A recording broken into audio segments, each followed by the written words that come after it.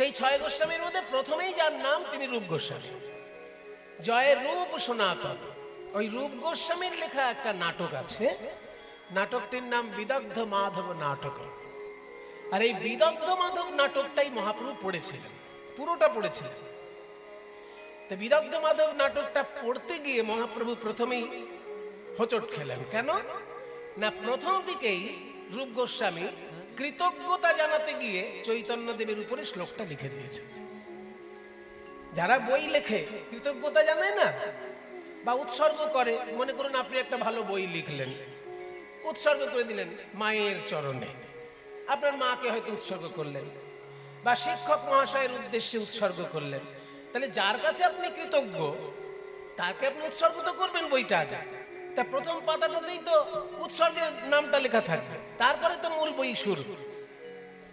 তেমনি রূপ গোস্বামী যার কাছে কৃতজ্ঞ, যার জন্য রূপ গোস্বামী এত কিছু জানতে পারলেন, দিব্য প্রেমের সন্ধান পেলেন, সেই গৌরাঙ্গ মহাপ্রভুর কাছে কৃতজ্ঞতা জানাতে গিয়ে এই শ্লোকটা লিখেছিলেন।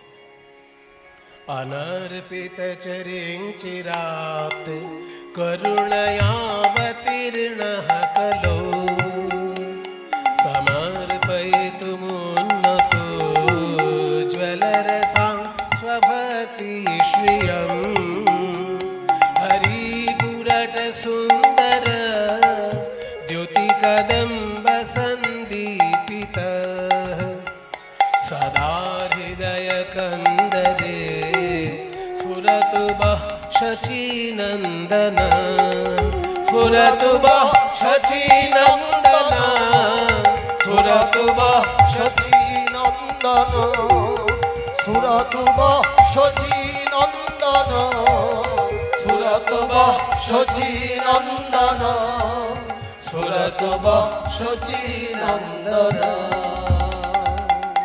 এই শ্লোকটা কিন্তু কৃতজ্ঞতা জানাতে গিয়ে, যে মহাপ্রভুর জন্য আমি অনেক কিছু পেলাম, মহাপ্রভুকে উৎসর্গ করলাম আমার এই বইটা, তাই তার আশীর্বাদ, মহাপ্রভু বিষয়ে আশীর্বাদমূলক এই মঙ্গলাচরণ।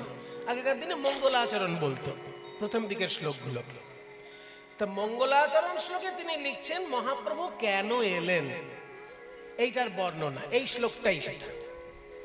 এবার রাধা কৃষ্ণের নাটক লেখা, সেখানে প্রথম দিকেই চৈতন্য মহাপ্রভুর শ্লোক, এইটা পড়ে কিন্তু মহাপ্রভু খুব যে খুশি হয়ে পড়লেন তা কিন্তু নয়।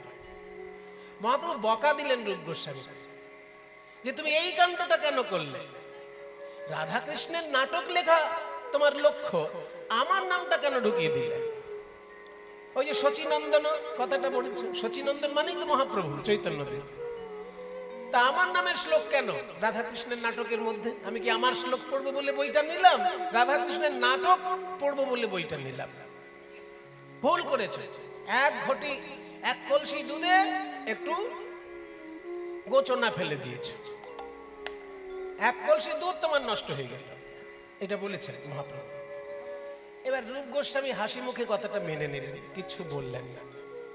কিন্তু পরে স্বরূপ দামোদর রূপ গোস্বামীকে বললেন, শোনো, নিমাইয়ের কথা শোনো না, আমি তো নিমাইয়ের ছোটবেলার বন্ধু, তোমরা নিমাইয়ের ছোটবেলার বন্ধু নও, তোমরা অনেক পরে নিমাইয়ের সঙ্গে পরিচিত হয়েছে। আমি হচ্ছি নিমাইয়ের ছোটবেলার বন্ধু, ওকে আমি ভালো করে চিনি। ও যে কথাটা বলেছে সেটা তুমি মনে রেখো না, আমি যেটা বলছি সেটা শোনো। এক কলসি দুধে গোচনা ফেলে দিয়েছ, এটাই তো বলেছে নিমাই, ওটা ধরো না তুমি, আমি ওর বন্ধু, আমি বলছি তুমি এক কলসি দুধে একটা সুস্বাদু মিছরির টুকরো ফেলে দিয়েছ। কৃষ্ণ লীলার শুরুটা যদি গৌরাঙ্গ দিয়ে হয়, তাহলে যেন এক কলসি দুধে এক টুকরো মিছরি দেওয়া হলো, বড় একটা মিছরি, তাল মিছরি। দুধে যদি তাল মিছরি দেওয়া হয় তাহলে দুধ শুদ্ধ হয়ে যায়। দুধের যেসব বাজে দিকগুলো থাকে, গ্যাস হয়ে যাওয়া, অমুক তমুক, সেইগুলো কেটে যায় মিছরির গুণে। তাল মিছরির এত গুণ যে পিত্ত রোগ নাশক। তাল মিছরির গুণ হচ্ছে পিত্ত রোগ নাশক। আর দুধে অ্যাসিড তৈরি করে দিতে পারে, দুধে গ্যাস তৈরি করে দিতে পারে, কিন্তু তাল মিছরি মেশানো দুধ খেলে সেই গ্যাসের প্রকোপ কম হয়। এগুলো পুরনো কবিরাজি চিকিৎসার কথা। তাই শরৎ দামোদর বলছে, তুমি যে কৃষ্ণ লীলার শুরু করেছো গৌরাঙ্গের শ্লোক দিয়ে, তুমি এক কলসি দুধে একটা মিছরির টুকরো ফেলেছো। তাতে হয়েছে কি, দুধের যদি কোনো দোষ থাকে সেটাও নাশ হলো, আবার দুধটা সুস্বাদু হয়ে উঠল। মানে রোগ নাশও হলো, রোগ নাশও হবে, আবার সুস্বাদুও হবে, দুটো উপকার হবে তোমার এই চৈতন্যের শ্লোকটা সংযোজন করার জন্য। এই সেই শ্লোক। এবার মানেটা কি একটু বলে দিই। অনর্পিত চরিং চিরাৎ, চিরকাল ধরে যা অর্পণ করা হয়নি। অনর্পিত মানে দেওয়া হয়নি। চিরকাল ধরে যা দেওয়া হয়নি সেটা দেওয়ার জন্য করুণয়া অবতীর্ণ কলৌ, করুণা করে কলিযুগে অবতীর্ণ হলেন। কেন না সমর্পয়িতুম, সমর্পণ করার জন্য। যেটা অর্পণই করা হয়নি সেটা আবার সমর্পণ করতে এসেছে। অর্পণ আর সমর্পণে পার্থক্য কি? অর্পণ কাকে বলে আর সমর্পণ কাকে বলে? যেমন দান আর সম্প্রদান এক জিনিস নয়। দান মানে প্রতিকার স্বরূপেও দান হতে পারে। যেমন আপনি ঠাকুরমশাইকে পুজো করতে ডাকলেন, ঠাকুরমশাই পুজো করলো, এবার বলছে দক্ষিণা দান করুন। কিন্তু দক্ষিণা যে আপনি দান করছেন, সত্যি কি দান করছেন না পারিশ্রমিক দিচ্ছেন? তো ওটা নামে দান হলেও আসলে ওটা পারিশ্রমিক। কিন্তু জামাইকে যখন আপনি মেয়ে তুলে দিচ্ছেন, নিজের একদম হৃদয়ের টুকরো আপনার কন্যা, সেই কন্যাকে যখন জামাইয়ের হাতে তুলে দিচ্ছেন, যেন আপনার প্রাণটা তুলে দিচ্ছেন জামাইয়ের হাতে। তাই সেক্ষেত্রে আর দান বলা হলো না, কন্যা সম্প্রদান বলা হলো। নিজের মহামূল্যবান বস্তু আপনি দান করছেন, সেটা হচ্ছে সম্প্রদান। আর সেটা যদি বিনা শর্তে এবং বিনা স্বার্থে হয় তবে পরিপূর্ণ সম্প্রদান। তা যে জিনিস কোনো কালে দেওয়া হয়নি সেইটা অর্পণ করা হবে, তাই সমর্পণ শব্দটা প্রয়োগ করা হলো। সমর্পয়িতুম, সমর্পণ করার জন্য। কি সমর্পণ করার জন্য না উন্নত উজ্জ্বল রসং স্বভক্তি শ্রিয়ম, উন্নত উজ্জ্বল রস সমৃদ্ধ তার ভক্তি সম্পদ। স্বভক্তি শ্রিয়ম, স্ব মানে নিজের, দন্তেশ্বয় বফল, স্ব মানে নিজের, ভক্তি শ্রিয়ম, শ্রী মানে সম্পদ। ভক্তিরূপী সম্পদটাকে দেবার জন্য তিনি নেমে এসেছেন গোলক থেকে ভূলোকে। এই ভক্তি সম্পদটি কেমন না উন্নত উজ্জ্বল রস সমৃদ্ধ। যে ভক্তি রসের মধ্যে উন্নত উজ্জ্বল রস মিশে আছে। বলে উন্নত উজ্জ্বল রসটা আবার কি জিনিস রে বাবা? প্রত্যেকটি শব্দ এত কঠিন যে বোঝা যেন খুব মাথার উপর দিয়ে বেরিয়ে যায়। সব ভক্তি বুঝলাম, ভক্তি মানে সেবা, কিন্তু উন্নত উজ্জ্বল রস মেশানো ভক্তি, এটা আবার কি কথা? উন্নত উজ্জ্বল রস কাকে বলে? বলে তাহলে উজ্জ্বল রস কাকে বলে আগে বোঝো, তারপর উন্নত উজ্জ্বল রস কাকে বলে বুঝবে। উজ্জ্বল রস কাকে বলে? ওই তো উজ্জ্বল মানে চকচকে, তাহলে উজ্জ্বল রস মানে চকচকে রস। উজ্জ্বল রস মানে চকচকে রস, এরকম গোদা বাংলায় যদি অনুবাদ করে নাও, কথা ভুল নয়, কিন্তু বুঝে বলছো কিনা সেটাই দেখতে হবে। কোন রসটা চকচকে? মনে করুন হিরে, চুনি, পান্না, মুক্ত আর প্রবাল, এই 5 রকমের রত্ন আপনাকে দেওয়া হলো। মুক্ত, প্রবাল, হিরে, চুনি, পান্না, তার মধ্যে সব থেকে চকচক করবে কোনটা? হিরে সব থেকে বেশি চকচক করবে, ওই জন্য সব থেকে দামও বেশি। সব থেকে বেশি চকচক করছে হিরে রত্নগুলোর মধ্যে, ওই জন্য ওটার দামও বেশি। যত কাটিং হবে হিরেতে তত দাম বেশি হয়ে যাবে। তাহলে 5 রকম রসের মধ্যে যে রসটা সব থেকে বেশি চকচক করে সেটাই উজ্জ্বল রস। 5 রকম রস কি কি না শান্ত, দাস্য, সখ্য, বাৎসল্য, মধুর। ভগবানকে যদি কেউ পরমাত্মা রূপে চিন্তা করে, নিজেকে জীবাত্মা রূপে চিন্তা করে, এই ভাবকে বলা হয় শান্ত রস। ভগবানকে যদি কেউ প্রভু ভাবে, নিজেকে দাস ভাবে, এই ভাবকে বলা হয় দাস্য রস। ভগবানকে যদি কেউ বন্ধু ভাবে, নিজেকে তার বন্ধু ভাবে, একে বলে সখ্য রস। আর ভগবানকে যদি কেউ সন্তান ভাবে, নিজেকে তার পিতা বা মাতা অভিভাবক ভাবে, তাহলে সেটা হলো বাৎসল্য রস। আর ভগবানকে যদি কেউ প্রিয়তম ভাবে, নিজেকে ভগবানের প্রিয়তমা ভাবে, এই ভাবটার নাম মধুর রস। এই মধুর রসটাকেই বলা হয় উজ্জ্বল রস। কেন না, অন্যান্য সমস্ত রসে সম্পূর্ণরূপে সেবা করার সুযোগ থাকে না, মধুর রসে একমাত্র সম্পূর্ণরূপে সেবা করার সুযোগ থাকে। এগুলো রসতত্ত্বের খুব গূঢ় ব্যাখ্যা। অন্য রসে আপনি পুরোপুরি সেবা করতে পারবেন না। মনে করুন আপনি দাস আর ভগবান আপনার প্রভু, সেখানে আপনি সেবা করবেন কি করে? না, ভগবানের যতটুকু বাইরে বাইরে সেবা করা যায় সেইটুকুই করতে পারবেন। কিন্তু ভগবানের খিদে পেলে তাকে কি দুগ্ধপান করাতে পারবেন? সেটার জন্য আপনার বাৎসল্য রস দরকার। আপনাকে ভগবানের মা হতে হবে।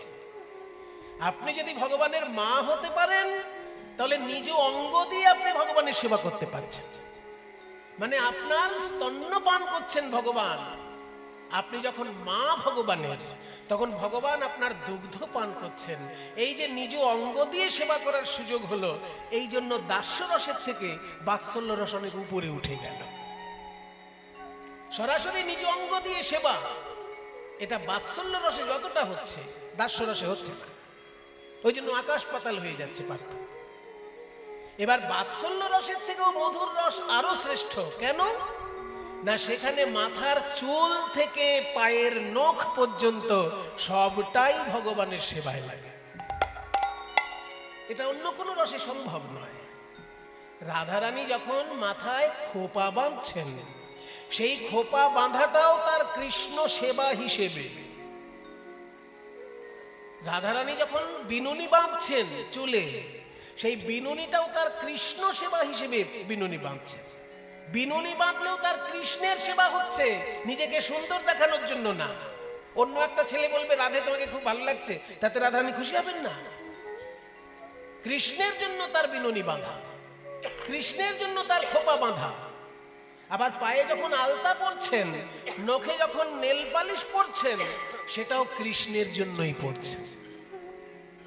যে পায়ে আলতা পরলে কৃষ্ণের সুখ হবে।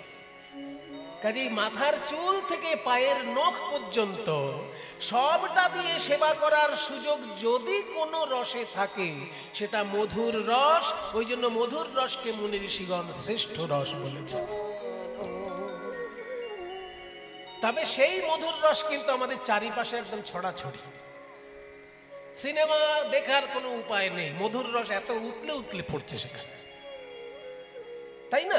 নায়ক নায়িকার এত হেলদোল যে মধুর রস দেখতে দেখতে আমরা অস্থির হয়ে পড়ছি।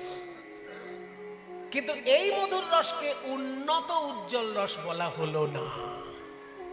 রাধা কৃষ্ণের মধুর রসকে উন্নত উজ্জ্বল রস বলা হলো কেন না, এই মধুর রসের মূল লক্ষ্য কিন্তু ঈশ্বর সেবা নয়, আত্মসুখ। ওইখানে নায়িকা নায়কের সঙ্গে নাচছে নিজে সুখ পাওয়ার জন্য, ওখানে নায়ক ও নায়িকার সঙ্গে নাচছে নিজে সুখ পাওয়ার জন্য। কিন্তু ঈশ্বরীয় কোনো সম্পর্ক তার মধ্যে নেই। দুটি মনের মধ্যে মিল হলো, দুজনে নাচ গান শুরু করে দিল। এই যে মধুর রস, এখানে ঈশ্বর সেবার কোনো সম্পর্ক থাকছে না। কিন্তু রাধা কৃষ্ণের যে মধুর রস, সেখানে কৃষ্ণ হচ্ছেন সাক্ষাৎ ঈশ্বর পরম কৃষ্ণ সচ্চিদানন্দ বিগ্রহ। আর সেই কৃষ্ণেরই আনন্দিনী শক্তি রাধারানী কৃষ্ণ থেকে অভিন্ন। সেই জন্য তাদের মধ্যে যে মধুর রসটা, সেটা উন্নত মানের উজ্জ্বল রস। সেটা পৃথিবীতে চিন্তাই করা যাবে না। মানুষের মধুর রসকে উজ্জ্বল রস বলা হলো বটে, কিন্তু উন্নত উজ্জ্বল রস বলা হলো না। কেন না, মানুষের দেহ তৈরি রক্ত হাড় মাংস দিয়ে। তাই মানুষের মধ্যে যে প্রেমটা জাগে, সেটা রক্ত হাড় মাংসময় প্রেম। কিন্তু ভগবান তৈরি হয় সচ্চিদানন্দ দিয়ে। তাই ভগবানের মধ্যে যখন প্রেমরসের বর্ণনা হয়, সেই প্রেমটাও সচ্চিদানন্দময় প্রেম। এই বেসিক ডিফারেন্স গুলো যদি সাধারণ মানুষ না বোঝে, অনেক জিনিস তাদের কাছে ধোঁয়াশে থেকে যাবে। অনেক জিনিস বুঝতে পারবে না, তারা গুলিয়ে ফেলবে। সিনেমার নায়ক নায়িকার নাচ গানের সঙ্গে রাধাকৃষ্ণের নাচ গান এক মনে করে ফেলবে। কেন করবে? বোঝেই না যে রাধাকৃষ্ণের নাচ গান হচ্ছে সচ্চিদানন্দময়। সচ্চিদানন্দ কাকে বলে সেটাও তো নতুন শব্দ আবার সবার কাছে। সৎ মানে সত্তা, চিত মানে চৈতন্য, আনন্দ মানে নির্মল সুখ। ঈশ্বর তৈরি হয় তিনটে তত্ত্ব দিয়ে, সৎ, চিত, আনন্দ। সৎ মানে সত্তা, চিত মানে চৈতন্য, আনন্দ মানে নির্মল সুখ, নির্ভেজাল সুখ। আমরা যে সুখ পাই ওটা ভেজালের সুখ। আমাদের মোবাইল দেখলে ভালো লাগে, আমাদের এসির হাওয়া খেলে ভালো লাগে, এগুলো সব ভেজাল সুখ, এগুলো নির্মল সুখ নয়। কারণ এই সুখ কখনো দুঃখ বয়ে আনতে পারে। বেশি মোবাইল দেখলে চোখ খারাপ হতে পারে, বেশি এসির হাওয়া খেলে শরীর আরো দুর্বল হয়ে পড়তে পারে। শরীর দুর্বল হবে না বেশি এসিতে থাকলে? যে লোকটা সারাদিন হেঁটে হেঁটে কাজ করছে তার শক্তি বেশি, না যে লোকটা সারাদিন এসিতে বসে আছে তার শক্তি বেশি? কার শক্তি বেশি? যে রৌদ্রের মধ্যে হেঁটে হেঁটে কাজ করছে, যে চাষি ভাই মাঠে চাষ করছে তার শক্তি বেশি। আর যে এসির মধ্যে বসে কাজ করছে, ওই চাষি ভাই যদি একটা থাপ্পড় দেয়, ওই এসির লোকটা তাকে ঘুরিয়ে থাপ্পড় দিতে পারবে না, উল্টে পড়ে যাবে। তাহলে এসির সুখ আমরা পাচ্ছি বটে, কিন্তু এসি আমাদের দুঃখ বয়ে এনে দিতে পারে, তাই ওটা ভেজাল মার্কা সুখ। যে সুখ দুঃখ বয়ে এনে দিতে পারে ভবিষ্যতে, সেটা ভেজাল সুখ, নির্ভেজাল সুখ নয়। আর ঈশ্বরের সুখ হচ্ছে নির্ভেজাল সুখ। ওই জন্য সৎ, চিত, আনন্দ, এই তিনটে তত্ত্ব দিয়ে ঈশ্বর তৈরি। তাই সচ্চিদানন্দ দিয়ে যেহেতু ঈশ্বর তৈরি, তার প্রেমটাও সচ্চিদানন্দময়। ওই সিনেমার প্রেমের সঙ্গে ঈশ্বরের প্রেমকে গুলিয়ে ফেললে চলবে না। এইটাই বুঝানোর জন্য চৈতন্য দেবের নেমে আসা। এটা প্রকাশ করে বললেন রূপ গোস্বামী পাদ। উন্নত উজ্জ্বল রসা স্বভক্তি শ্রিয়ম হরিপুরট সুন্দর দ্যুতি কদম্ব সন্দীপিত সদা হৃদয় কন্দরে স্ফুরতু বহ শচীনন্দন স্ফুরতু বহ শচীনন্দন স্ফুরতু বহ শচীনন্দন। আরো দুটো কথা বলার আছে। এতক্ষণ বলা হলো মহাপ্রভু আমাদের কি দিলেন? ভক্তি দিলেন। কেমন ভক্তি? উজ্জ্বল রসে ভরা ভক্তি। কেমন উজ্জ্বল রস? উন্নত উজ্জ্বল রস। যে উজ্জ্বল রস ভুলোকে পাওয়াই যায় না, ভারতেও পাওয়া যাবে না, আমেরিকাতেও পাওয়া যাবে না। এই উজ্জ্বল রস একমাত্র গোলকে পাওয়া যাবে। সেই গোলক থেকে নামিয়ে আনলেন ভুলোকে এই উজ্জ্বল রস মহাপ্রভু। এবার সেই মহাপ্রভু সম্পর্কে কি সুন্দর বলছে দেখুন, যে সোনার দ্যুতি ভরা তার অঙ্গ, পুরট সুন্দর দ্যুতি, পুরট মানে সোনা, পুরট সুন্দর দ্যুতি কদম্ব সন্দীপিত হরি। এখানে হরি মানে সিংহ, এখানে হরি মানে নারায়ণ নয়। এখানে গৌরাঙ্গ মহাপ্রভুকে যে হরি শব্দটা বলা হলো, এখানে হরি মানে নারায়ণ নয়, এখানে হরি মানে সিংহ। কি করে বুঝলাম? না, হৃদয়টাকে গুহা বলা হয়েছে। গুহার মধ্যে কি নারায়ণ থাকবে? গুহার মধ্যে সিংহই থাকে। তাই বলছে আমার হৃদয় রূপী গুহাতে যেন গৌরাঙ্গ রূপী সিংহ বিরাজ করে। হরি মানে এখানে সিংহ, গৌরাঙ্গ মহাপ্রভুকে সিংহ বলা হচ্ছে, আর হৃদয়টাকে গুহা বলা হলো। সদা হৃদয় কন্দরে স্ফুরত। হৃদয় কন্দর, কন্দর মানে গুহা, মন্দির তো বলা হলো না। হে রূপ গোস্বামী, আপনি এত বড় পণ্ডিত মানুষ, আপনি হৃদয়টাকে মন্দির না বলে কন্দর কেন বললেন? মন্দির মানে দেবালয় আর কন্দর মানে গুহা, আপনি হৃদয়টাকে গুহা কেন বললেন? রূপ গোস্বামী বলছে, শোনো ভাই, হৃদয়ে তোমার মন্দির ছিল এককালে, আজকে গুহায় পরিণত হয়েছে। কবে মন্দির ছিল? না, যেদিন তুমি মাতৃগর্ভে ছিলে। মনে পড়ে?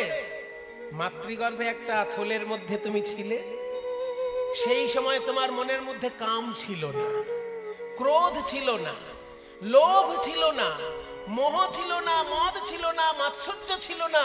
মা খেতে পেলেই তুমি খেতে পেলে, মায়ের পুষ্টিতে তোমার পুষ্টি, মায়ের তুষ্টিতে তোমার তুষ্টি। সেদিনকে তোমার মনে কোনো কাম, ক্রোধ, লোভ, মোহ, মাৎসর্য ছিল না। তাই মাতৃগর্ভে যখন তুমি ছিলে তোমার হৃদয়ে ছিল দেবালয়। কিন্তু যখনই তুমি বাইরে বেরিয়ে এলে, আস্তে আস্তে বড় হলে, এক এক করে পশু তোমার হৃদয়ে আসতে লাগলো।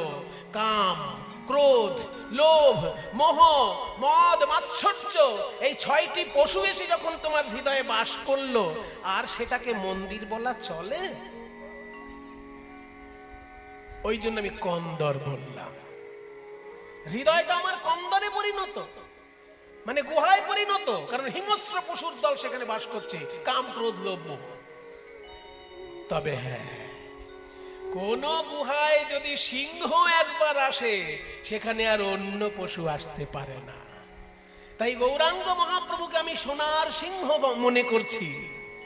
ওই সোনার সিংহ গৌরাঙ্গ যদি একবার আমার হৃদয়ে এসে বাস করে, তাহলে ওই কাম, ক্রোধ, পশুর দল ওরা কেউ আর আমার হৃদয়ে এসে উৎপাত করতে পারবে না। তাই গৌরাঙ্গকে বললাম সিংহ, আর আমার হৃদয়টাকে বললাম কন্দর। আর একটি কথা, সবার শেষে বলা হলো গৌরাঙ্গ মহাপ্রভুর নাম শচীনন্দন। সেখানে চৈতন্যদেব বলা হলো না, গৌর বলা হলো না, বিশ্বম্ভর বলা হলো না, বলা হলো শচীনন্দন। কেন না, একসঙ্গে গৌরাঙ্গকেও প্রণাম করা হলো, গৌরাঙ্গের মাকেও প্রণাম করা হলো। যে গৌরাঙ্গের মতো এমন মহামূল্যবান রত্ন যিনি উপহার দিলেন পৃথিবীকে, সেই শচী মাকেও আমি প্রণাম করব, আলাদা করে তো করতে পারবো না। ওই জন্য শচীনন্দন শব্দটা বললে গৌরকেও প্রণাম করা হলো, তার মাকেও প্রণাম জানানো হলো। সদা হৃদয় কন্দরে স্ফুরতু শচীনন্দন, স্ফুরতু শচীনন্দন, স্ফুরতু শচীনন্দন, স্ফুরতু শচীনন্দন, স্ফুরতু শচীনন্দন, স্ফুরতু শচীনন্দন। একটা বিখ্যাত শ্লোকের ব্যাখ্যা আজকে আপনারা শুনলেন। এই শ্লোক স্বয়ং মহাপ্রভু পাঠ করেছেন এবং তিনি বকা দিয়েছেন এই শ্লোকটা পাঠ করে, যে কেন কৃষ্ণ লীলায় আমার শ্লোক তুমি লিখলে। স্বরূপ দামোদর বলল যে তুমি গৌড়ের কথা শুনো না, আমার কথা শুনো। এক কলসি দুধে গোচনা নয়, এক কলসিতে তো তুমি বড় মিছরির টুকরো ফেলেছো, অর্থাৎ দুধ আরো সুস্বাদু হয়ে উঠেছে, আর রোগ কমানোর ক্ষমতা বাড়িয়ে দিয়েছে দুধের। সেই জন্য এই মূল্যবান শ্লোকটি অত্যন্ত গুরুত্বপূর্ণ। এবার দেখি সেই মহাপ্রভু আজকে কি করছেন নবদ্বীপের মাঝারে। বলছে নদিয়ার মাঝারে গোরা দান শিরোজিল। মহাপ্রভু আজকে মুখ থেকে বলছেন আমাকে দান দাও, দান দাও। দান মানে এখানে কর, আমাকে কর দাও, কর দাও। উমা, কিসের কর চাইছে গৌরাঙ্গ? ইনকাম ট্যাক্স, না সেল ট্যাক্স, না জিএসটি, নাকি না টোল ট্যাক্স? নানা রকমের ট্যাক্স তো সরকার আমাদের থেকে নিচ্ছে, আবার গৌরাঙ্গ ট্যাক্স চাইছে। এখানে তো কর, দান মানে কর, আর কর মানে ট্যাক্স। তাহলে গভর্নমেন্ট আমাদের কাছ থেকে ইনকাম ট্যাক্স নিচ্ছে, জিএসটি নিচ্ছে, টোল ট্যাক্স নিচ্ছে, এত কিছু নেবার পর আবার গৌরাঙ্গ বলছে কর দাও। তো মহা মুশকিল। ওগো কিসের দান চাহে আমার, কিসের দান চাহে আমার, গোরা দ্বিজ মনি গো। ওই কিসের দান চাহে আমার, কিসের দান চাহে আমার, গোরা দ্বিজ মনি গো। মহাপ্রভু কেন বেত্র দিয়া আগুলিয়া রাখয়ে তরুণী রে। ওই বেত্র দিয়া আগুলিয়া রাখয়ে তরুণী রে। আজকে বেতের লাঠি নিয়ে রাস্তা আগলে দাঁড়িয়েছে। কিছু মনে করবেন না বাবা, এখন যে ঘটনাটা বলছি এটা শুনলে যারা গৌরাঙ্গকে খুব ভালোবাসেন তারা আমার উপর রাগ করতে পারেন, কিন্তু রাগ করলে আমার করার কিছু নেই। যা বইতে লেখা আছে আমি সেটাতে বলবো। পদকর্তা যেটা লিখেছেন আমি তো তাই গাইবো নাকি? কীর্তনিয়ার কাজ কি? পদকর্তার পদকে গাওয়া আর একটু ব্যাখ্যা করে দেওয়া সাধারণ লোকের কাছে। যারা গান বাজনা শিখেছে তাদের কাছে ব্যাখ্যার দরকার হয় না, কারণ তারা তো শিখেইছে গান। আর যারা সবাই তার গান শেখে না, সেই জন্য সাধারণ লোকের কাছে পদগুলো একটু ব্যাখ্যা করে দিতে হবে। তাহলে পদকর্তা যেটা বলছেন আমাকে তো সেটাই বলতে হবে। পদকর্তা বলছেন, কিসের দান চাহে আমার গোরা দ্বিজমণি, বেত্র দিয়া আগুলিয়া রাখে তরুণী। মানে একটা বেতের লাঠি নিয়ে রাস্তা আগলে দাঁড়িয়েছেন মহাপ্রভু। আর নবদ্বীপবাসী যত রমণী যাচ্ছেন সেখান থেকে তাদের সকলকে বলছে, দাঁড়াও দাঁড়াও দাঁড়াও, আমাকে আগে কর দাও, তারপর এখান থেকে যাও। এবার নবদ্বীপের লোকের তো মাথায় হয়, নিমাই আবার কি ঢং শুরু করলো? নিমাই আমাদের মান সম্মান রেখেছে অনেকবার। নিমাইয়ের জন্য সারা পৃথিবীতে নবদ্বীপের নাম ছড়িয়ে পড়েছে। কি বলুন, পৃথিবীতে লোককে নবদ্বীপকে চেনে কেন? নিমাইয়ের জন্যই তো। তা নিমাই এমন কিছু কাজ করেছে নবদ্বীপে যে সারা পৃথিবীতে নবদ্বীপের নাম। কি কাজ করেছে? জগাই মাথাকে উদ্ধার করেছে, যে কাজী সাহেবকে দলন করেছে, তারপরে সারা ভারত বিজয়ী পণ্ডিত কেশব কাশ্মীরি এসে নবদ্বীপে পরাজিত হয়েছে। এটা চিন্তা করা যায়? সারা ভারতের যে বড় পণ্ডিত সেই যুগে কেশব কাশ্মীরি, তিনি নবদ্বীপে এসে নিমাইয়ের কাছে পরাজিত। তাহলে এত বড় বড় ঘটনা ঘটিয়েছে নিমাই, সেগুলো ভালো জিনিস। কিন্তু আজকে লাঠি সোটা নিয়ে পয়সা আদায় করতে রাস্তায় নেমেছে, এটা তো ঠিক মেনে নেওয়া যাচ্ছে না। লাঠি নিয়ে পয়সা আদায় করে কারা? যারা ভালো কাজ করতে শেখেনি, তারাই তো লাঠি সোটা নিয়ে পয়সা আদায় করতে, নাকি? কি বলেন আপনারা? যারা একটা ভালো চাকরি করে তারা লাঠি নিয়ে পয়সা আদায় করতে নামবে? যে একটা ভালো বিজনেস করে সে লাঠি নিয়ে পয়সা আদায় করতে নামবে? যার কোনো কাজকর্ম নেই, কিছু ভালো কাজ করতে পারে না, সে লাঠি নিয়ে রাস্তায় পয়সা আদায় করতে নামবে। তো নিমাই, তুমি তো ভদ্রলোকের ছেলে, তোমার বাবা জগন্নাথ মিশ্র, সারা নবদ্বীপের লোক তোমাকে, তোমার বাবাকে সম্মান করত, আর তুমি সেই ভদ্রলোকের ছেলে হয়ে আজকে লাঠি সোটা নিয়ে কেন তুমি কর আদায় করতে নেমেছো? তোমাকে কর দেব কোন দুঃখে, সেইটা আগে বলো। আমরা নবদ্বীপের লোক কর কাকে দেব? যাকে তাকে তো কর দেবেন না। আমি যদি আপনাদের কাছে গিয়ে বলি ইনকাম ট্যাক্স আমাকে দিন, আমাকে দেবেন? হ্যাঁ মশাই, ইনকাম ট্যাক্স আপনাকে দিতে যাবো কোন দুঃখে? ইনকাম ট্যাক্স জমা দেবো অনলাইনে, তাই না? অনলাইনে ইনকাম ট্যাক্স জমা দেওয়া যায়, কিংবা ইনকাম ট্যাক্সে যারা কাজ করে তাদেরকে হিসেব নিকেশ করে ইনকাম ট্যাক্স দিতে হয়। যে সে চাইলে তাকে দেবো কেন? তো নবদ্বীপের লোক ট্যাক্স দেয় কাকে? নবদ্বীপের কাজী সাহেবকে। সে তখনকার দিনে ছিল মুসলমানি সমাজ ব্যবস্থা, সারা বাংলা তখন নবাব শাসন করতেন, এবং নবাবের আন্ডারে যারা এক একটা জায়গায় শাসন করত তারা ট্যাক্স কালেকশন করে এনে নবাবকে জমা দিত। তা কাজী সাহেবদের দায়িত্ব ছিল বিচার করে দেওয়া এবং ট্যাক্স কালেকশনের দিকটা দেখা। তাহলে নবদ্বীপের যিনি কাজী সাহেব, তাকে আমরা ট্যাক্স জমা দেবো, তোমাকে দেব কোন দুঃখে? গৌর সুন্দর বলছে, আমি কোন কর চাইছি জানো? কোন কর চাইছো? কোন কর চাইছি জানো? ভালো করে ভেবে বুঝে নাও। তোমরা নিজের পয়সা খরচা করে যখন একটা বাড়ি বানাও, তখন সরকারকে তোমরা কর দাও, দাও না? কিন্তু ভগবান যে তোমাকে একখানা বাড়ি বানিয়ে দিয়েছে, কই তার জন্য কোনোদিন ভগবানকে কর দিয়েছো? ভগবান বাড়ি বানিয়ে দিল কোনটা? কেন এই দেহটাই তো একটা বাড়ি। এই দেহটা একটা বাড়ি নয়? এই দেহটার মধ্যে 9টি দরজা আছে, 2টি চোখ, 2টি কান, নাকের 2 ছিদ্র, মুখ, পায়ু, উপস্থ, এগুলো তো দরজা। ওই যে সেই লোকসঙ্গীতে শোনা যায় না, 8 কুঠুরি 9 দরজায় 8টা, মাঝে মাঝে ঝড় কাকাটা, আবার তার উপরে সদর কোঠা, আছে আয়না মহল তাই কমনে আসে যায়।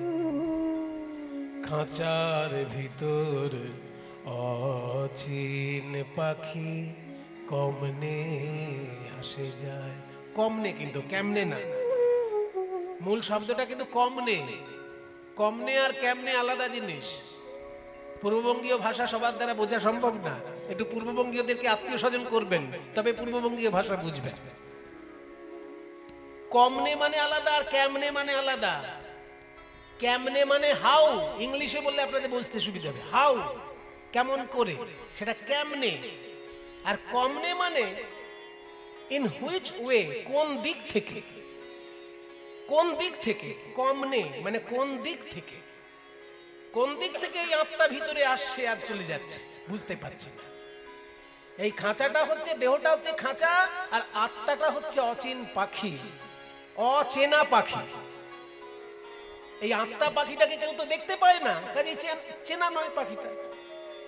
এই আত্মারূপী অচেনা পাখি আমার দেহরূপী খাঁচায় কোন দিক থেকে আসছে, কোন দিক থেকে চলে যাচ্ছে কিছুই বুঝতে পারছি না। এই দেহরূপী খাঁচায় 8টি দরজা, 9টি দরজা, 8টি কুঠুরি আছে। 8 কুঠুরি 9 দরজায় আটা, মাঝে মাঝে ঝড় কাকাটা, তার উপরে সদর কোঠা, আছে আয়না মহল। এই যে সহস্রদল পদ্ম মাথায়, এখানে জীবাত্মা পরমাত্মার সঙ্গে মহামিলন হয়, দর্শন হয়, ওই জন্য আয়না মহল। আয়না মহল তাই কমনে আসে যায়। মন তুই রইলি খাঁচারি আসে, খাঁচা যে তোর কাঁচা বাঁশে, কোন দিন খাঁচা পড়বে খসে, ফকির লালন ভেবে কয় কমনে আসে যায়। তাহলে লালন যে লিখে গেছেন এই গানটি, দেহটা হচ্ছে খাঁচা, আমরা বলতে পারি দেহটা হচ্ছে বাড়ি। সেই বাড়িটার মধ্যে 9খানা দরজা। ভগবান তোমাকে দেহরূপী বাড়ি বানিয়ে দিয়েছেন, তাতে 9টি দরজা দিয়ে দিয়েছেন। একটা দরজার কত দাম? বাড়ি বানিয়ে দেখবেন তো একবার। যদি শাল কাঠের ফ্রেম হয় আর সেগুন কাঠের পাল্লা হয়, কিরকম দাম হবে বাবা? 1,50,000 টাকা দাম হবে না? ঠিকঠাক যদি হয়, ওই কোন রকম করে দিলেন একটা দরজা, সেরকম নয়। বেশ ভালো শিল্পী এনে যদি কারুকার্য করান দরজায়, আর সেগুন কাঠ যদি হয় আর শাল কাঠের যদি পাল্লা হয়, তাহলে 1,00,000 টাকা হবে না একটা দরজা? তাহলে এই তো জানে নাকি মিস্ত্রি, তাহলে মিস্ত্রিকে ভালো করে ধরুন, উনি বলতে পারবেন। তাহলে 1,00,000 টাকা তো লাগবে একটা ভালো করে দরজা বানাতে গেলে। তা 9খানা দরজা ভগবান এই দেহে বানিয়ে দিয়েছেন। আবার বুকের মাঝখানে এমন একটা পাম্প মেশিন ফিট করে দিয়েছেন যে বিনা কারেন্টে চলে। একটু কমিয়ে রাখো, কি কি করছে মাঝে মাঝে। পাম্প মেশিন, হৃৎপিণ্ড একটা এমন একটা যন্ত্র ফিট করে দিয়েছেন ভগবান যে বিনা কারেন্টে চলছে। একদম পা থেকে মাথা পর্যন্ত রক্ত সরবরাহ হয়ে যাচ্ছে, এমন একটি যন্ত্র দিয়ে দিয়েছেন দেহের মধ্যে। তাহলে ভগবান যে এত কিছু করে দিলেন তোমার দেহরূপী বাড়িটার মধ্যে, তুমি ভগবানকে ক টাকা ট্যাক্স দিলে বলো? ট্যাক্সটা তুমি সরকারকে দিচ্ছ বাড়ি বানানোর জন্য, আর এই দেহটা বানানোর জন্য ভগবানকে কত দিয়েছো? না তা তো দিইনি। ওই জন্যই তো লাঠি নিয়ে নেমেছেন মহাপ্রভু। দেহদান দেহদান, আমায় দেহদান দেহদান। তা বলো নিমাই, তুমি যখন বুঝিয়েই দিলে দেহটা বাড়ি, শুধু বাড়ি নয়, চলন্ত বাড়ি। যে বাড়ি তুমি গ্রামে বানাচ্ছ সেই বাড়ি শহরে থাকবে? শহরে আলাদা বাড়ি বানাতে হবে। গ্রামের বাড়ি বয়ে নিয়ে যেতে পারবে না শহরে, কিন্তু দেহ বাড়িটা তুমি গ্রাম থেকে শহরে বয়ে নিয়ে চলে যাচ্ছ। তাহলে চলন্ত বাড়ি বানিয়ে দিয়েছে ভগবান, তুমি তাকে কিছুই ট্যাক্স দিলে না। এই যে বুড়ো আঙুল, ট্যাক্স তো দিলে না ভগবানকে। বলে তাহলে কত টাকা ট্যাক্স লাগবে? কত টাকা? টাকা দিয়ে ভগবানকে ট্যাক্স দেবে? বাংলাদেশের টাকা ভারতে চলে না, ভারতের টাকা পাকিস্তানে চলে না, আর এই পৃথিবীর টাকা গোলকে চলবে? এই সব দেশগুলোর মধ্যেই টাকা চলে না, এক দেশের টাকা আর এক দেশের। আর তোমার এই দেশের টাকা ওই দেশে চলবে? তাহলে টাকা দিয়ে ট্যাক্স দেওয়া যাবে না? না, যাবে না। আগে শোনো, তুমি কত জন্মে ফাঁকি দিয়েছো। এই যে তুমি মনুষ্য দেহ ধারণ করেছো, এর আগে পশু দেহ ছিল, তার আগে পাখি দেহ ছিল, তার আগে পোকা মাকড় গিয়ে গাছপালা দেহ তো কতবার তো ধারণ করেছো, প্রত্যেকবারই ফাঁকি দিয়েছো ভগবানকে। তাহলে 84 লক্ষবার জন্ম, 84 লক্ষবার মৃত্যু যদি হয়, তাহলে 84 লক্ষবার ফাঁকি দিয়েছো ভগবানকে। টোটাল টাকা কত হয় আগে হিসেব করো। বলি ওরে বাপরে, তো সাংঘাতিক ঝামেলায় পড়লাম। হ্যাঁ, তুমি যতবার জন্ম নিয়েছো ততবারই তো দেহ পেয়েছো ভগবানের কাছে, ট্যাক্স দাওনি কোনোবারই। তাহলে সারা জীবনের 84 লক্ষ জন্ম মৃত্যু, এই 84 লক্ষবার ফাঁকি দিয়েছো, সেটা এই জন্মে একবারে শেষ হয়ে যাবে? কি করব, কি করবে সেটা বলো, জিজ্ঞাসা করো, উত্তর দিচ্ছি। শোনো, ট্যাক্স ফাঁকি দিতে দিতে যখন আর ট্যাক্স দেওয়ার ক্ষমতা থাকে না মানুষের, তখন ভগবান তখন সরকার সেই বাড়িটা কেড়ে নেয়। মনে করুন একটা বাড়ির ট্যাক্স ফাঁকি দিয়েছে, এত টাকা হয়ে গেছে ট্যাক্স, যে বাড়িটা বিক্রি করলে হবে 5 লাখ টাকা আর ট্যাক্স দিতে হবে 10 লাখ টাকা। তখন সরকার চিঠি পাঠিয়ে দিল, হয় বাড়ি ছাড়ো নয় ট্যাক্স মিটাও। ট্যাক্স দিতে গেলে 10 লাখ টাকা দিতে হবে, আর বাড়ি বিক্রি করলে 5 লাখ পাবে। তাহলে মানুষ কি করবে তখন? বলে কে বাবা 10 লাখ দিতে যায়, বাড়িটাই ছেড়ে দাও।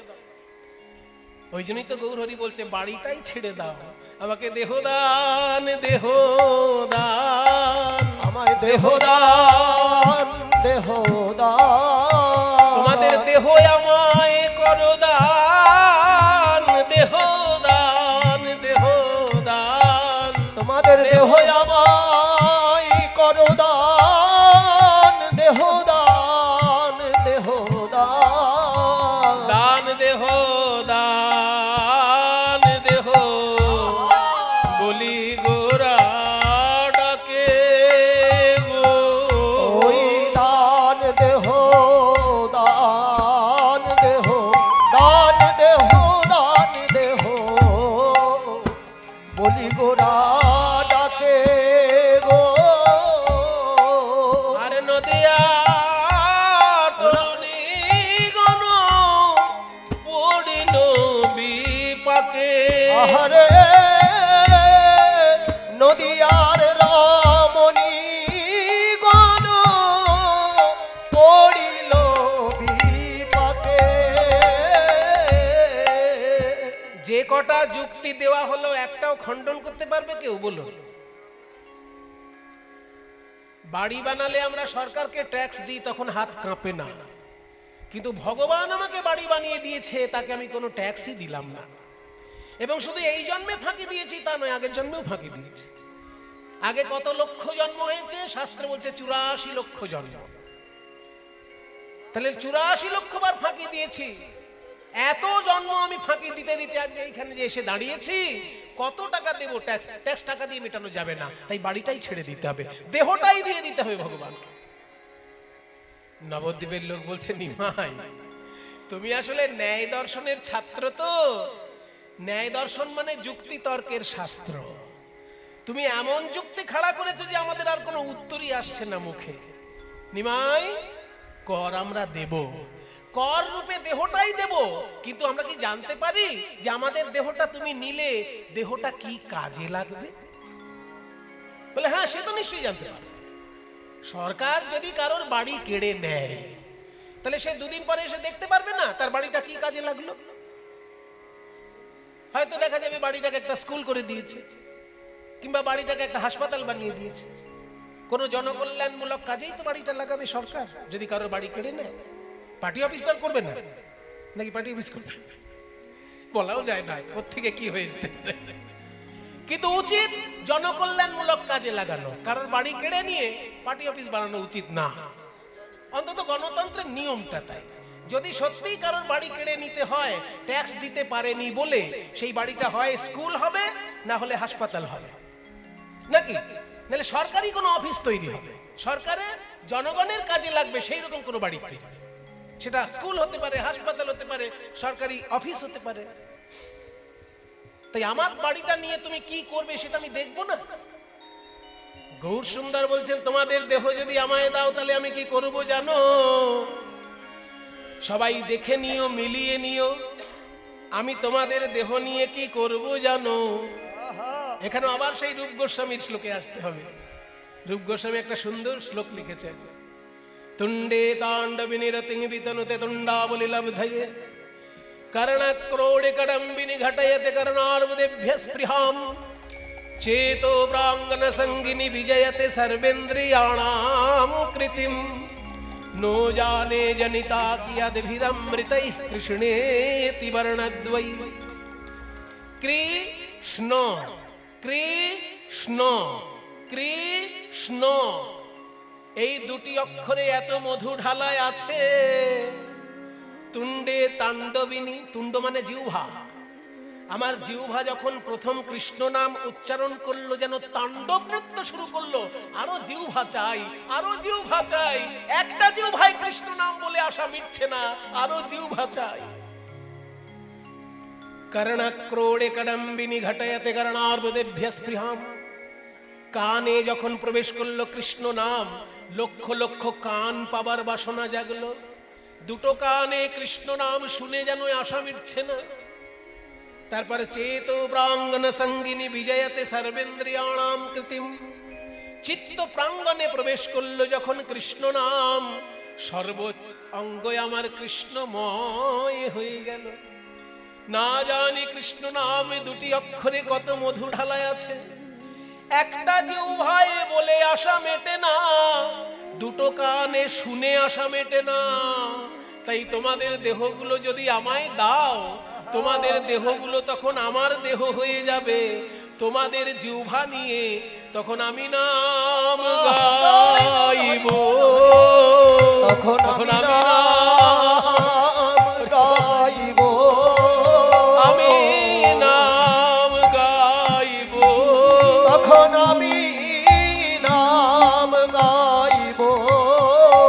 তোমাদের জিহ্বা নিয়ে আমি নাম গাইব, তোমাদের ওই জিহ্বা দিয়ে আমি নাম গাইব।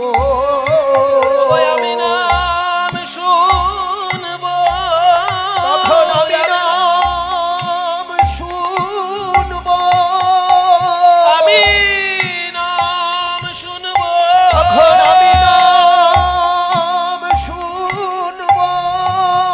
বলি তোমাদের কর্ণ দিয়ে তখন আমি নাম শুনব, তোমাদের এই কর্ণ দিয়ে, তোমাদের হৃদয় মন্দিরে বসে,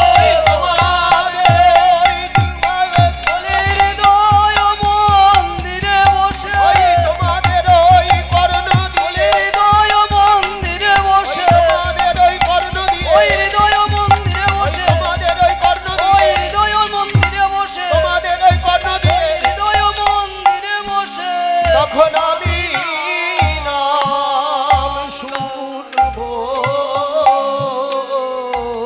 তোমাদের দেহগুলো যদি আমায় দাও, তোমাদের দেহ তখন আমার দেহ, তোমাদের জিহ্বা তখন আমার জিহ্বা, তোমাদের কর্ণ তখন আমার কর্ণ।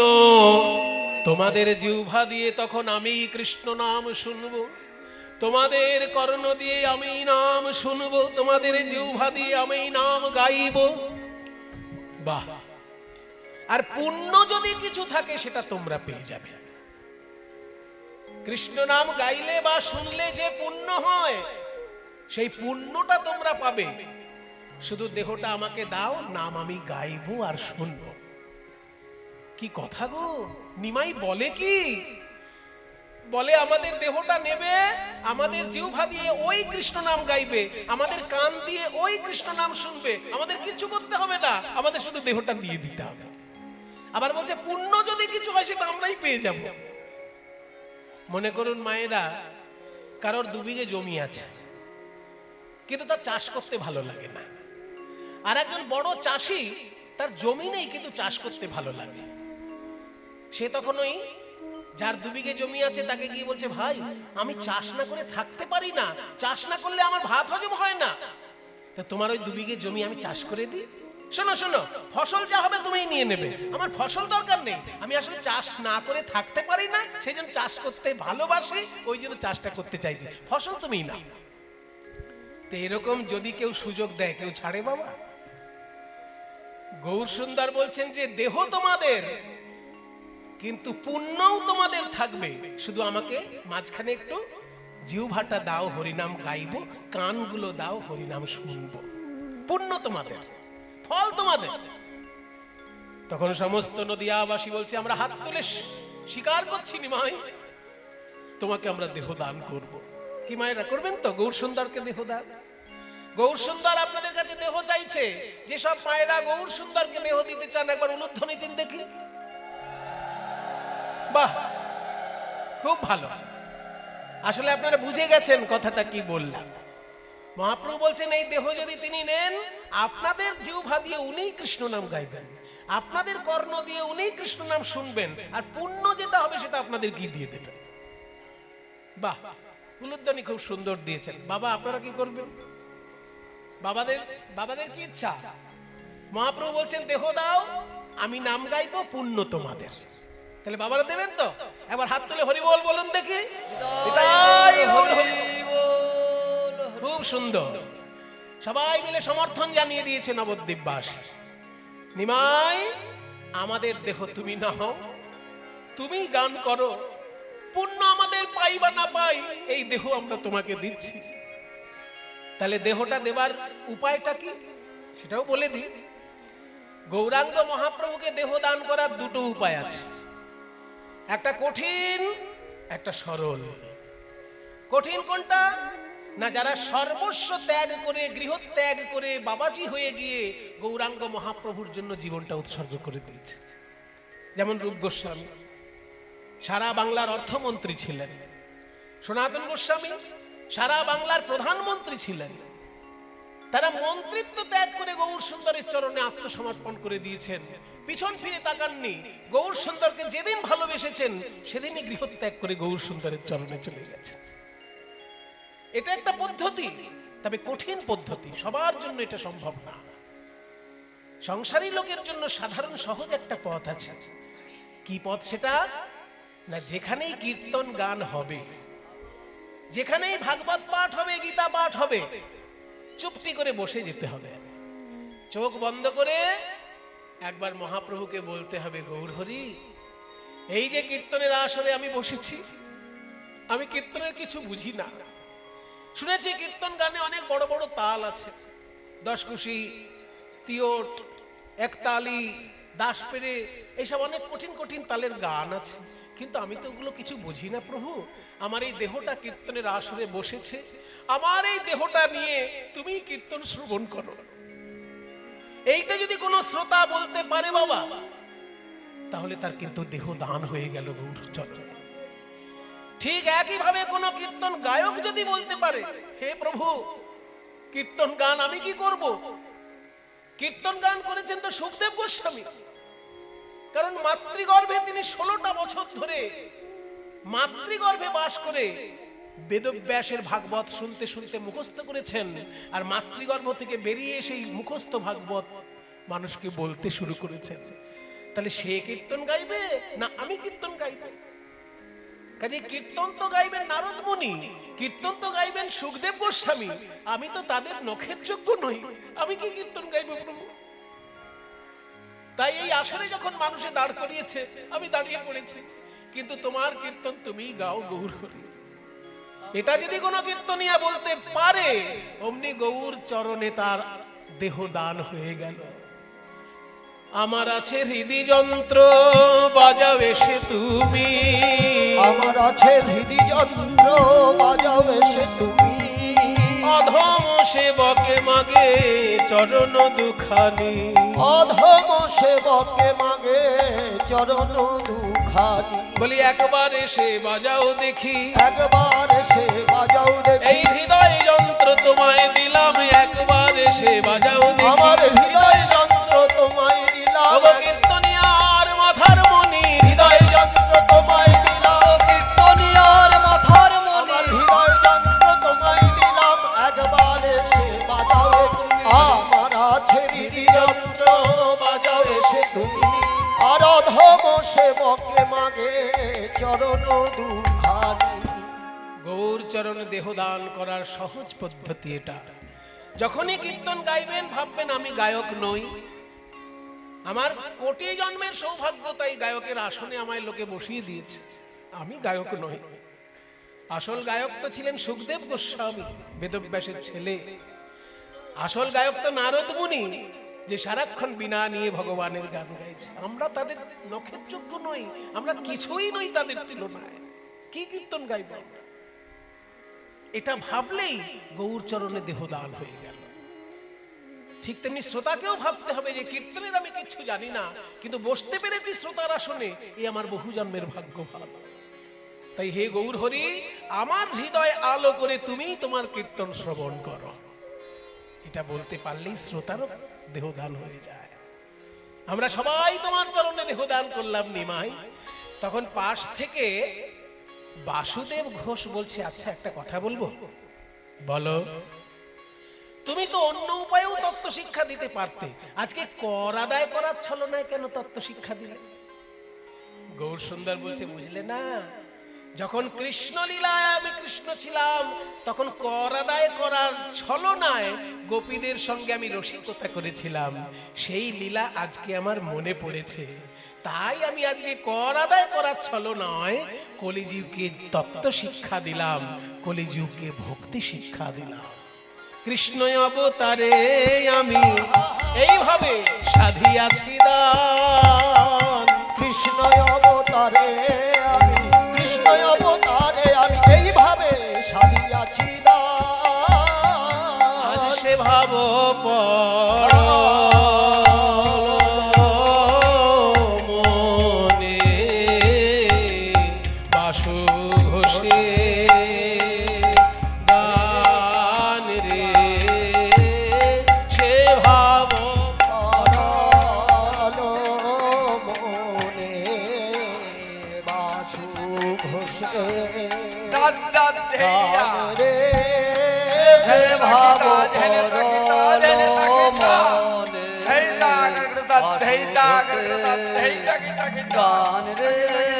সে ভাব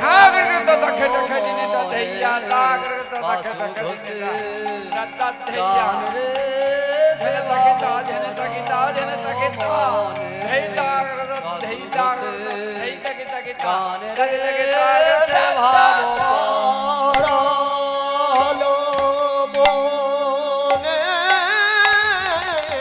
বাসু ঘোষে গান রে, সে ভাব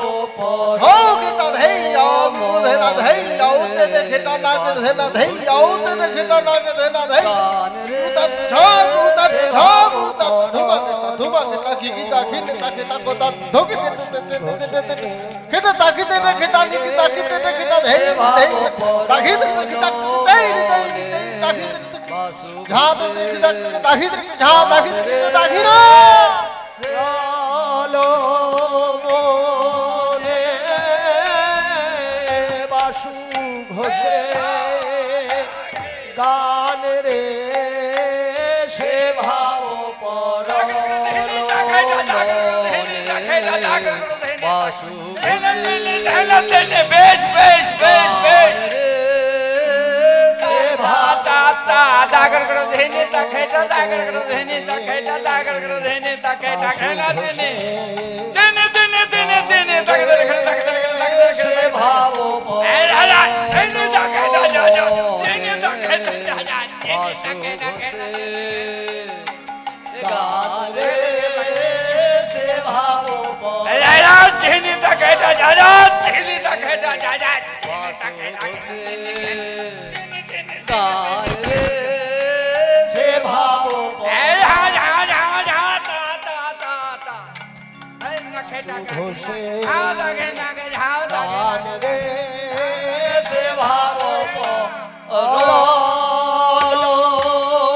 মনে বাসু ঘোষে গান রে সে ভাব धन धन नाग धन धन नाग धन धन दाधी धन नाग धन धन नाग धन धन झाद टखटा धन दाधी झेलंदा ने तखटा दाधी धन खटा झेलंदा ने तखटा दाधी धन खटा दाधी झा दाधी झा दाधी झा खटा से भाव झा खटा दाधी खटा दाही खटा दाही खटा दाही खटा दाही से भाव नाग धन धन नाग धन धन दाही नाग ताग तिन तिन नाग तिन नाग नाग तिन घेना ओ तिन ताग ता तिन तिन घेना तागी दाही दा दाही झा दाही झा दाही दाही झा दाही झा दाही ना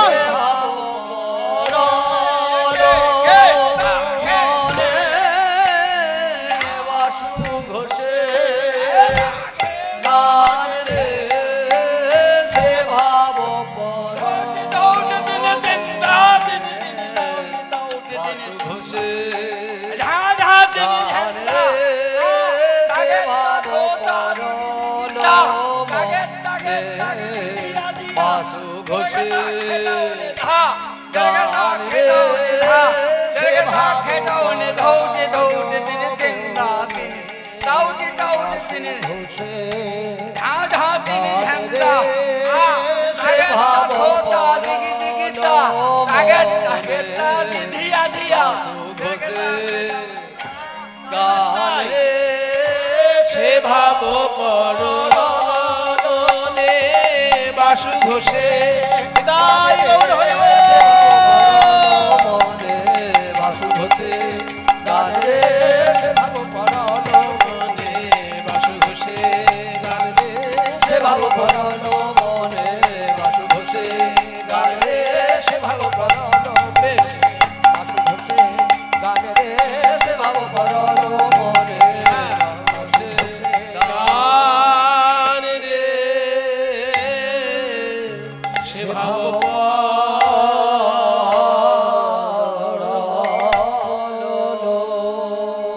চলুন আমরা মধুময় শ্রীধাম বৃন্দাবনে প্রবেশ করি যমুনা তীর চলো মন গঙ্গা যমুনা তীর যমুনা তীর যমুনা তীর গঙ্গা যমুনা তীর চলো মন গঙ্গা যমুনা তীর চলো মন যমুনা তীর যমুনা তীর যমুনা তীর গঙ্গা যমুনা निर्मल पानी गंगा जमुना निर्मल पानी बड़ा निर्मल पानी निर्मल पानी जमुना जमुना के निर्मल पानी गंगा जमुना निर्मल पानी যমুনার নির্মল জলে স্নান করলে কি হবে জানো ত্রিতাপ জ্বালা দূর হয়ে যাবে शीतल शीतल होत शरीर चलो मन गंगा जमुना चलो गंगा जमुना जमुना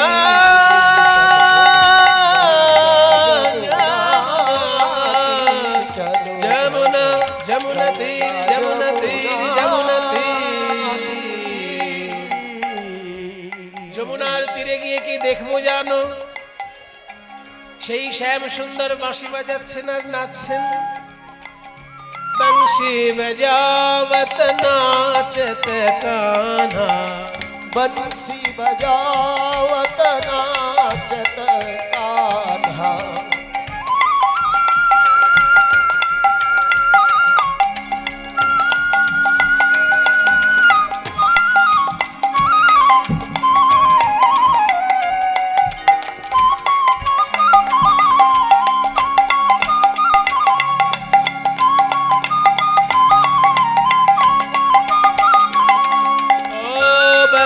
बजावत नाचत कान्हा, बंसी बजावत नाचत कान्हा।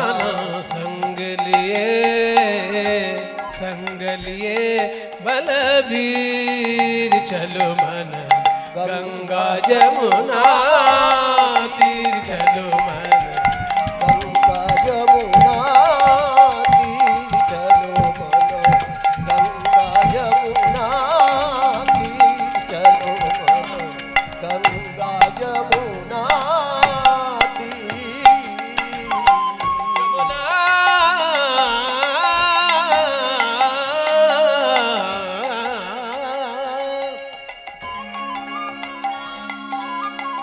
যে ভগবান বাঁশি বাজাচ্ছেন আর নাচছেন তাকে দেখতে কেমন?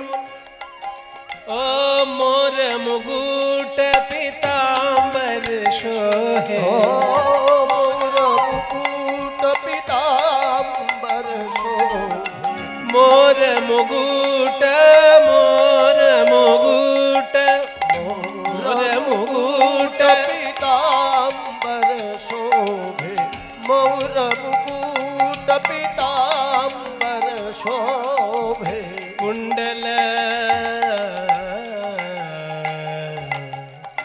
कुंडल झलकत हीर चलो मन, गंगा जमुना तीर चलो मन, गंगा जमुना तीर चलो बोलो, गंगा जमुना तीर। এত সুন্দর ভজনটি যিনি লিখেছেন তার উদ্দেশ্যে একবার প্রণাম জানাই সবাই। রাজস্থানের রাজকন্যা মীরা সমস্ত কিছু ছেড়ে গোবিন্দ চরণে আত্মসমর্পণ করেছিল। মীরা কে ও মীরা কে প্রভু गिरधर नागर, ओ मीरा के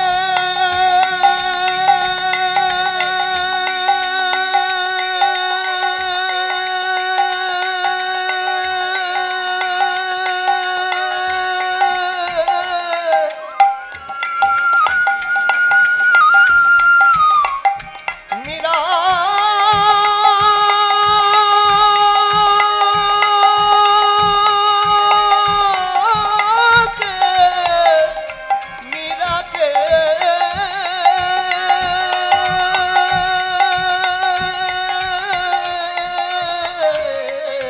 ओ मीरा के प्रभु गिरधर नागर, ओ मीरा के प्रभु गिरिधर नागर, चरण कमल चरण कमल चरण कमल पर शीर चलो मन, गंगा जमुना तीर चलो मन, गंगा जमुना जमुना तीर,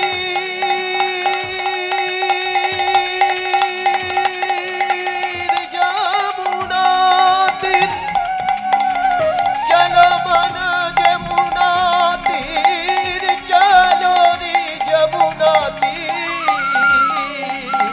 गंगा जमुना तीर चलो मन, गंगा जमुना गंगा जमुना गंगा जमुना